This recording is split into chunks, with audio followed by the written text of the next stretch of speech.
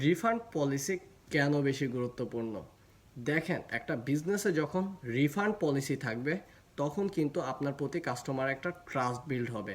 আর একটা বিজনেসে trust, loyalty, value, service এগুলো কিন্তু খুব গুরুত্বপূর্ণ। সুতরাং আপনার বিজনেসে যদি রিফান্ড পলিসি থাকে অবশ্যই কাস্টমারকে সেটা দিন। এতে করে যেটা হবে, কাস্টমারের আপনার প্রতি বিশ্বাস বাড়বে।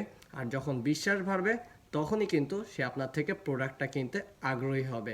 সুতরাং রিফান্ডকে সবসময় লস মনে করবেন না, মনে করবেন যে রিফান্ড থেকেও কিন্তু আপনি এক্সট্রা বেনিফিট পাচ্ছেন। উল্টা কাস্টমার যখন দেখে অন্যদের জায়গায় আপনি রিফান্ড পলিসি রেখেছেন, কাস্টমার আপনার থেকে প্রোডাক্ট কিনতে বেশি আগ্রহী হবে।